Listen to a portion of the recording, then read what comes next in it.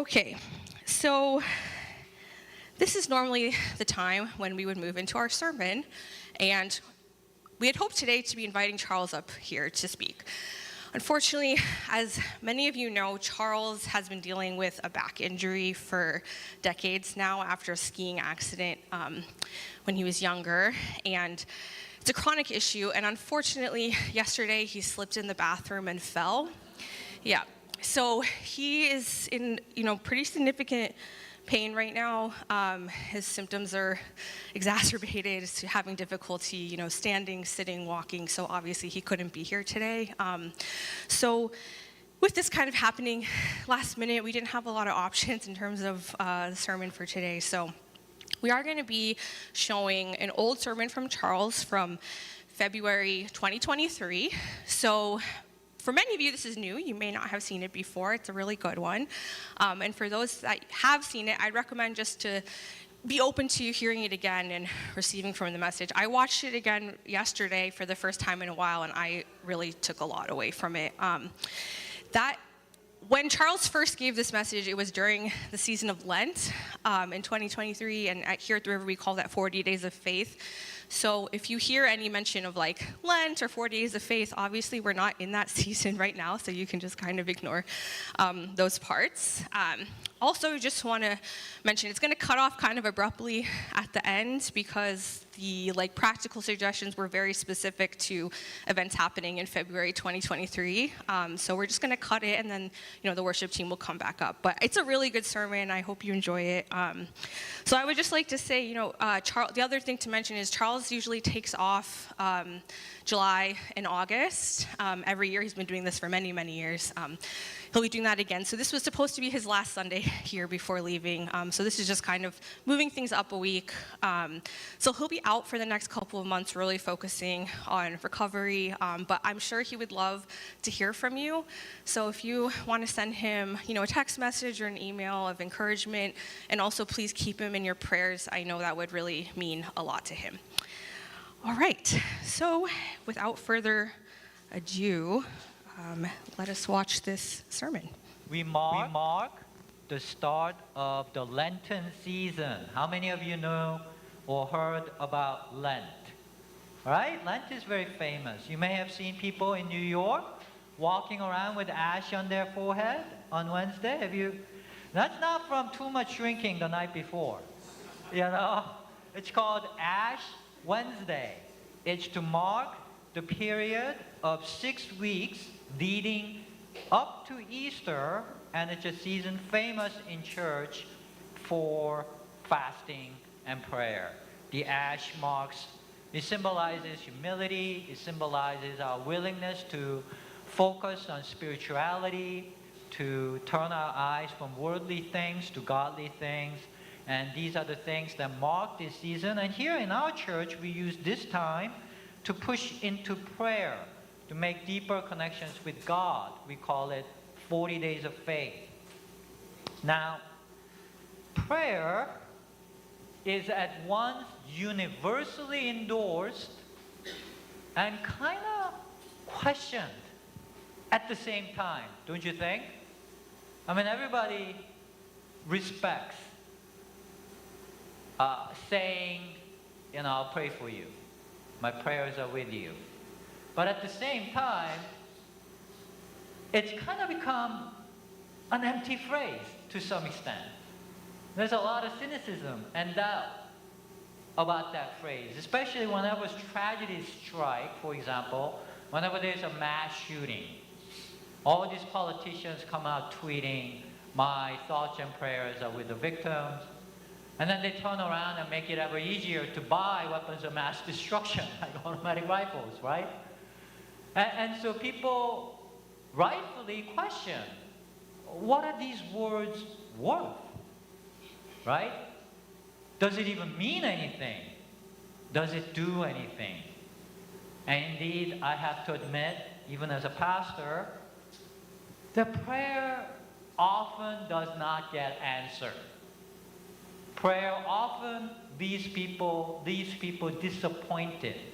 How many of you have had experiences from prayer leaving you disappointed? Come on, let's be honest. I would say probably every human being has had an experience of prayer being disappointing, right? It often does not get answered. And so why would we encourage you to push into prayer, into an exercise such as 40 days of faith, when it can really leave you disappointed? Well, we've talked about this before, but we have a bit different view of prayer than is traditionally understood. Prayer is usually seen as God is up there in the heavens, sitting in a throne, and we are down here begging and begging and begging, and if we pray hard enough, or right enough, or well enough, then God will watch to see if we've done enough, and if we are good and righteous people, then maybe God will grant our wish. That's kind of how prayer is subconsciously understood. We think that view is insulting to God. I mean, God is not a magic genie, right? You gotta rub the lamp the right way, then you get it. If you don't get it. That's not how it works. Our vision of prayer is more from when Jesus taught that God is the vine and we are the branches. In this teaching from Jesus, instead of God being up there on a throne just watching our suffering, instead God is all around us. God is connected to us. God is embracing us. God is everywhere. And we are in God. God is in us. And the vine is trying to give us all the nutrients we need to thrive. We talked about this concept before. That sermon was titled, How Does Prayer Work? So if you missed it, you might want to take a listen. So I'm repeating some concepts today, but we are starting Lent today, which is famous for prayer and fasting. And so I want us to really dig in deep into the passage where this concept comes from, so that we would have a really solid understanding of prayer and why it might be beneficial to us. We're going to do some deep digging into the passage. We often do not dig deep into the passages here. I usually digest it and present it to you. But a couple of weeks ago, we really dug deep. And it was so well received, I thought, I'll give it a try again. See if you like it. So we'll go at it. It's from the book of John, chapter 15. Jesus said, I am the vine, you are the branches. If you remain in me and I in you, you will bear much fruit. Apart from me, you can do nothing. If you do not remain in me, you are like a branch that is thrown away and withers. Such branches are picked up, thrown into the fire, and burnt. If you remain in me and my words remain in you, ask whatever you wish, and it'll be done for you. This is to God's glory, that you bear much fruit, showing yourselves to be my disciples. As God has agape me, so I have agape you. Now remain in my agape. Now, in most translations, this just says love. As God has loved me, so have I loved you. Now remain in my love. I substituted the word love with the original Greek. The original Greek here is agape. And agape is not like other types of love. And so it's useful to use this word agape in its original form. And we talk about agape a lot in this church because it comes up a lot in the Bible. It seems to be the main teaching of Jesus. And even in this passage, you will see as I read it how often it comes up. Let's read on. As God has agape me, so have I agape you. Now remain in my agape. If you keep my commands, you will remain in my agape, just as I kept God's commands and remain in God's agape. I have told you this so that my joy may be in you and that your joy may be complete. My command is this: agape each other as I agape you. Greater agape has no one than this, to lay down one's life for one's friends. It's like every other word, right? Agape. You're my friends if you do what I command. I no longer call you servants, because a servant does not know his master's business. Instead, I've called you friends. For everything that I learned from God, I have made known to you. You did not choose me, but I chose you and appointed you so that you might go and bear fruit, fruit that will last. And so that whatever you ask in my name, God will give it to you. This is my command, agape each other. Now this is why this passage is important to understand prayer. Right? It says, whatever you ask in my name, God will give you. Jesus is talking about prayer that works. You know, unlike our usual experience, prayer doesn't work. So this passage contains keys to understanding how to pray in a way that will lead us to being satisfied. A prayer that works. So let's dig in, okay? The first, Jesus tells us, I am the vine, you are the branches. Apart from me, you can do nothing. Sometimes Jesus speaks as if he were more than a human being. As if he were God incarnate in the Bible. And this is one such instance. Because Jesus represents himself here as the vine that is connected to and sustains all life. That's God-like, don't you think? So then what does it mean apart from him we can do nothing? We can't go to the bathroom? We can't do evil things apart from Jesus? Wouldn't that mean Jesus is doing evil things through us? Obviously, people can do evil things contrary to God's will. So what does anything here mean, or nothing here mean? Let's look at the original Greek. The word nothing used here is audon. It also means good for nothing, no longer potent, nothing that matters, that lasts. So, you know, words have multiple meanings, right? Well, in English, any word often has lots of meanings and implications. So we can take this verse to mean we can't do anything meaningful that lasts, that matters. Nothing good in the eyes of God. That makes more sense, doesn't it? Keep this in mind as we read on. Jesus goes on to say, if you do not remain in me, you're like a branch that is thrown away and withers. If you remain in me, ask whatever you wish, and it'll be done for you. So two options here. If we do not remain in Jesus, we will wither away. Life will shrink and won't feel that good. Dry. We lose our ability to produce anything that lasts, that matters, that's meaningful. But if we remain in the vine, Jesus says, well, we can ask anything from God and it will get done. What a promise! But again, we have to ask, what does anything here mean? Can we just pray for a Tesla? Is that going to work? You know, have you tried asking for the winning numbers to mega jackpot? Has that ever worked? So I see some nods. Yeah. You know, why not? If you're like going to do it anyway, might as well ask for some, you know, inside information, right?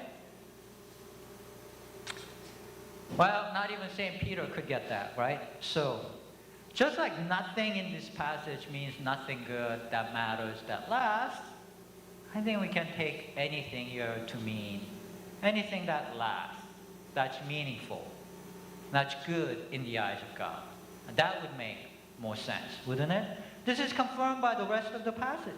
As Jesus goes on to say, this is to God's glory that you bear much fruit, showing yourselves to be my disciples. Fruit in this context represents something that brings glory to God, that proves we are following Jesus.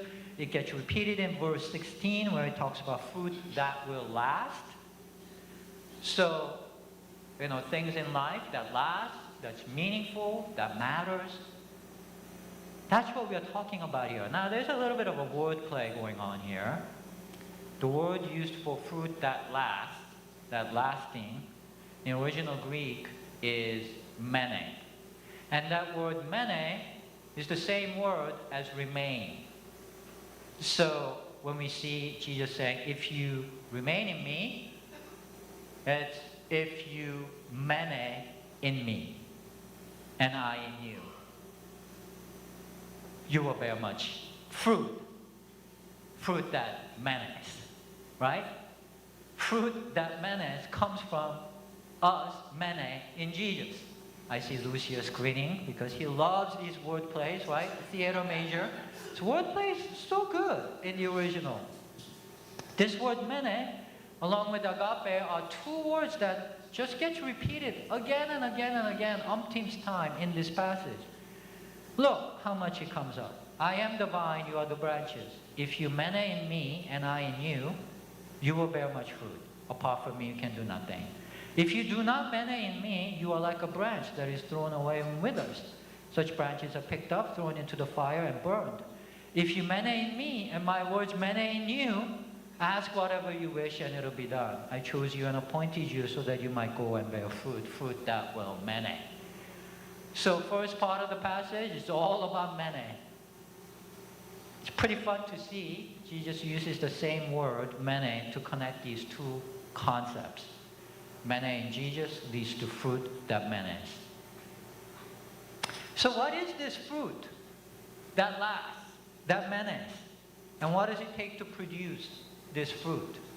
These are the key questions to understand this passage at all. These are the million-dollar questions from this passage.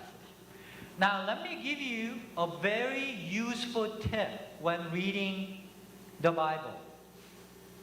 Questions that come up when reading the Bible, the answers to that are almost always found in the passage itself.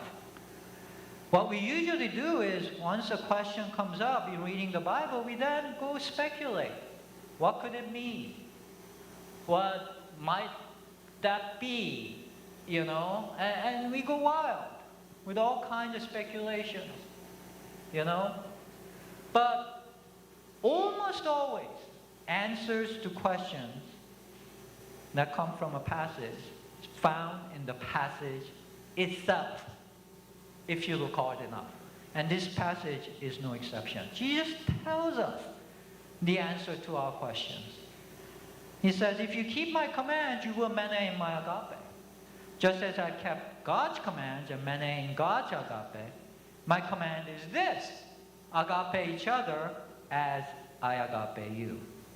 So what it takes to remain in Jesus is to keep his command. And he tells us his command. His command is agape each other. Agape. That's it. It's the other word that comes up a lot. And now it's connected to fruit that menes. Keeping Jesus' command means mene in Jesus, which leads to mene in agape, which leads to fruit that menes, which is agape. It's all connected.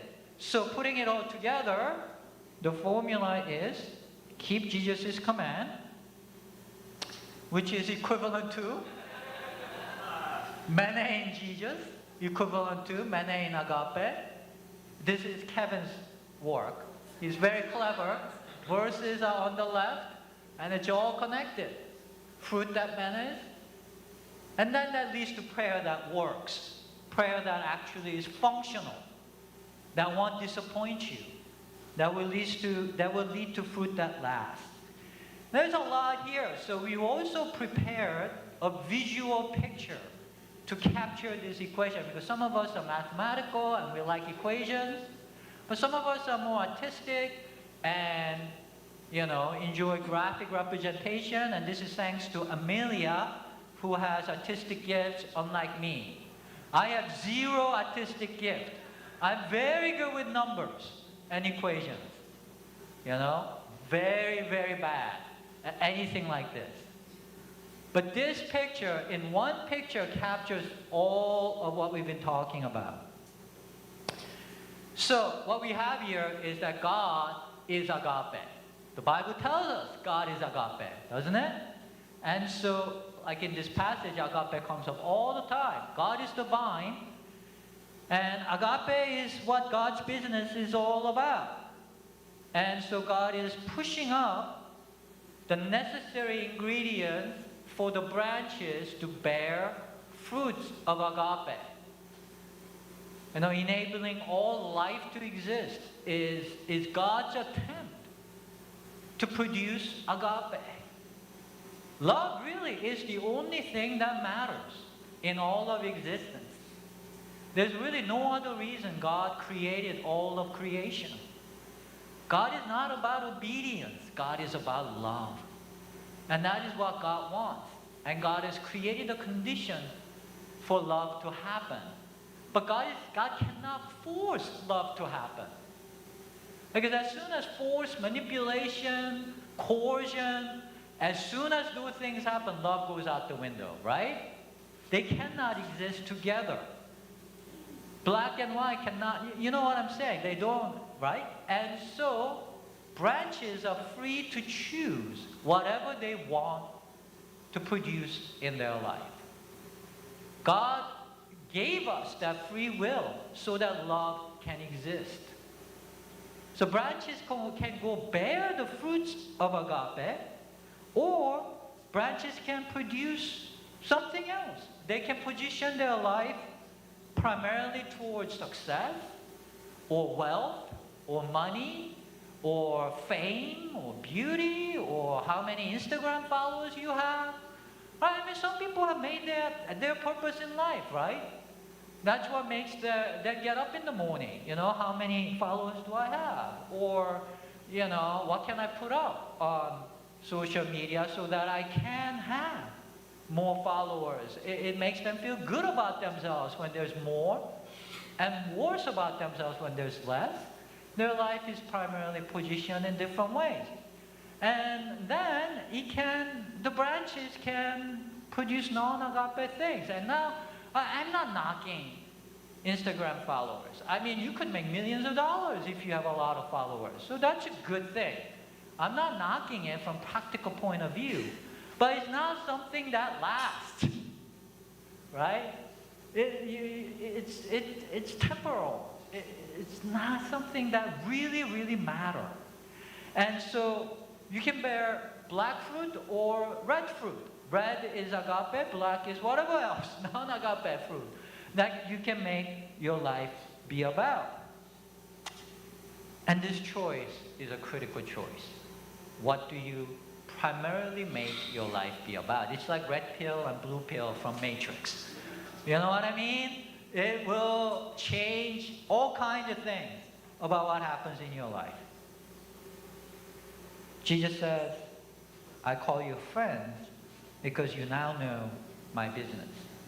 He just told us, agape is God's business. God is agape.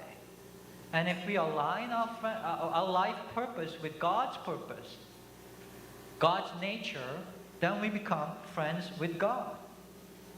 And that's what it means, if you marinate in me and my words marinate in you, ask whatever you wish, and it'll be done. And it now makes perfect intuitive sense. If your primary life purpose is aligned with agape, God's purpose, then what comes out of your heart, your prayers of your heart, will be about producing agape, wouldn't it? If that's your life purpose, you would want more of that happening. And so if you're praying to produce more of the fruits of agape, and that's your life prayer, that's your, it's not just one-time prayer, that is the prayer of your soul, of your heart. And obviously, God is going to be very interested and motivated to help you produce this fruit. Don't you think? Because that's what God is all about anyway. So this makes perfect intuitive sense. And this is the type of prayer that works. Life prayer that works. That will not leave you disappointed, but instead leave you satisfied. As Jesus says, I told you this so that my joy may be in you and that your joy may be complete. Complete joy. Perfect joy. You will have satisfaction in your heart, in your life, in your soul. So, all this is to say, And this is stating the obvious. Position your life primarily towards agape. If you do, the promise is joy. Juicy fruit that lasts in your life. That's the promise. You won't feel regret. You won't feel empty. You won't look back on your life and wonder, what's my life have been about? Am I leaving anything good that lasts? How is my heart's satisfaction with my days? You will instead feel very full. You will feel satisfaction in your life. Now again, let me be clear. We do need success and money and wealth and whatever to live a life that is fun and convenient, right? So I wish you all the success in the world. Go become successful. Because that will make your life more convenient. But that's it. Convenience and comfort. Leave it there. Don't make it your primary purpose in life. It's just to have a little more fun. You know, like going to watch a movie or something. You know, nobody makes, I mean, maybe some do, but very few people make going to watch a movie primary purpose in their life, right? That's not going to end up well. I mean, it's kind of like that to some extent. It's not that, it doesn't last. And that's why Jesus says you are like a branch that is thrown away and withers if you don't align your life with agape love. Now, this is not that easy, though, to align our life to agape, because agape is very unnatural to a human being, because that's unconditional love. That's why Jesus repeats his command and puts it in such strong terms as command. My command is this, agape each other. And then again in verse 17, this is my command, agape each other. When something's repeated, that's important in the Bible. And command is a very strong term. It's not a recommendation. We have no choice in this matter if we are to follow Jesus. And that's because agape is very unnatural. Romantic love, family love, friendship, these are types of love that kind of just comes natural to us, doesn't it? But to be unconditional in our mentality, to have regard and worth for every human being unconditionally, that's very hard. We are all addicted to judging and measuring each other constantly. And it's so easy to find fault in ourselves and in others constantly. That is human nature. That's why we need to make intentional effort towards agape. It takes an intentional choice.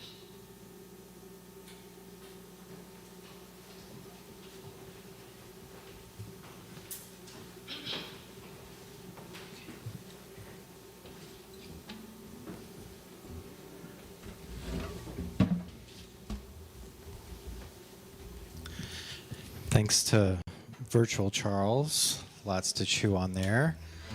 If you came in a little bit later after we made the announcement, Charles recently fell and kind of just re-injured some things and is experiencing pain and could not be here this morning to preach, but we're grateful for that message that really defines a lot of what we believe here at the River, this agape love that is a freeing and a lasting love. We're going to continue to think on these things even as we sing. And as we do, I do want to remind you that our prayer team is available at the back. If you have a prayer need this morning, please take advantage of that and go to the back and pray even as we worship together. Let's stand if you're able and willing as we sing.